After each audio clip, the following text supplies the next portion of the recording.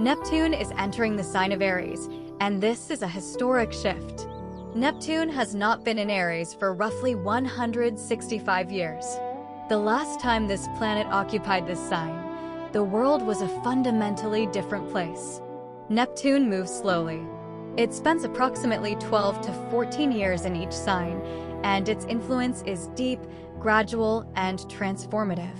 Unlike faster-moving planets that create quick, noticeable events, Neptune works beneath the surface.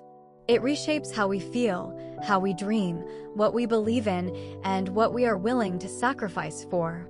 When Neptune changes signs, entire generations begin to process the world differently.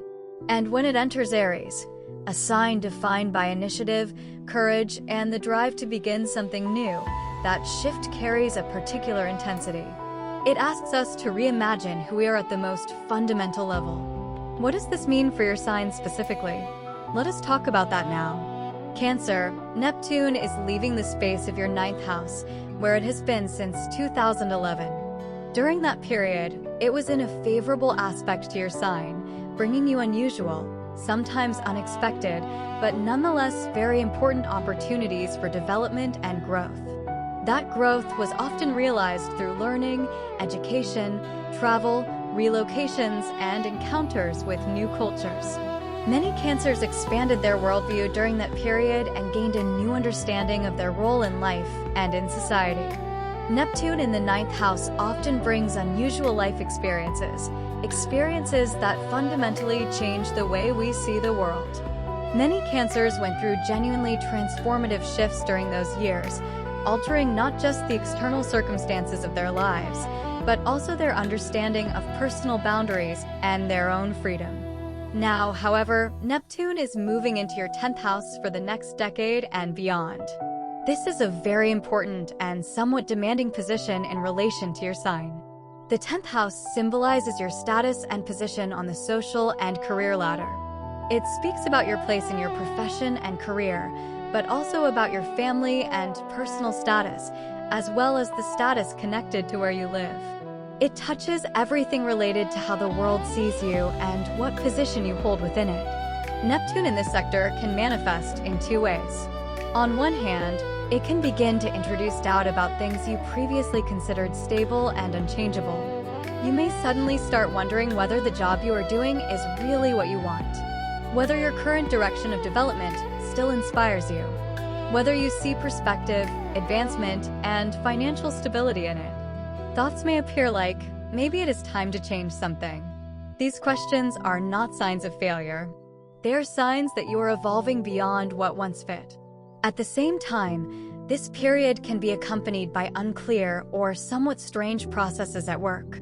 For example, leadership may change in the company where you work, and with those changes, various dynamics within the team may begin that are not immediately understandable. There may be a period where organizational shifts create confusion before clarity returns. For some Cancers, this transit can bring maternity or parental leave. For others, it may mark retirement. And some may decide to completely change the direction of their professional activity. Each of these is a valid expression of Neptune reshaping your public role and professional identity. It is also important to mention that on February 14, 2026, Saturn enters the same sector of your chart, the planet of responsibility, discipline, and structure. Saturn increases responsibility and work obligations. Because of this, some may come to the conclusion that for the amount of responsibility and tasks they handle at work, they are not sufficiently rewarded or compensated. In such situations, the combination of Neptune and Saturn can begin to set changes in motion in areas that previously appeared stable. However, Neptune is a planet of fertile and inspirational influence. It helps us find, among many possibilities, the one that is truly right for us. Because of this, it is a good time to try new ideas, launch projects, and explore new directions of development. This is a period when you are building new potential and increasing your resources and capabilities. Think of it as planting seeds that will bear fruit over the coming years. It is possible that you will receive a job offer that initially seems a bit unusual, a position where you may not have much experience or formal education. But the team working on that project may be ready to support you and teach you everything you need to know. Do not dismiss opportunities simply because they look unfamiliar. However, the joint transit of Saturn and Neptune can sometimes bring slower or delayed processes. For example, you may have completed your education, but you are still waiting for your diploma or certificate. You may have stopped working at an organization, but the paperwork has not been finalized. You may have gone on parental leave, but formally you are still employed. You may have ended a partnership, but legally the marriage has not been officially concluded. You may have built a house, but the legal documentation for its registration is still pending. These are all expressions of Neptune's fog meeting Saturn's demand for proper form. Patience is required.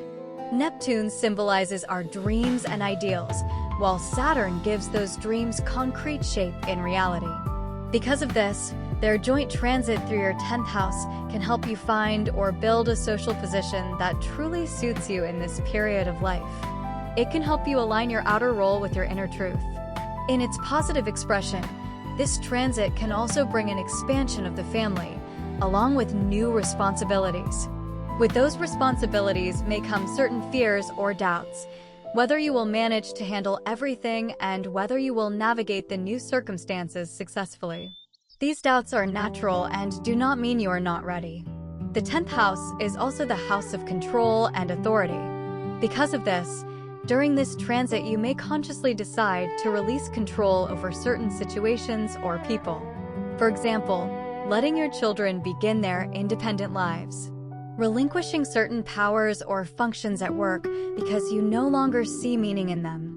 Selling a property you do not live in because it is difficult to maintain from a distance. This can also be a period when you make important family decisions together with your parents, such as buying or selling property, or perhaps building a new home. Overall, this is a very significant transit for all Cancers who desire professional development, career advancement, or starting their own business.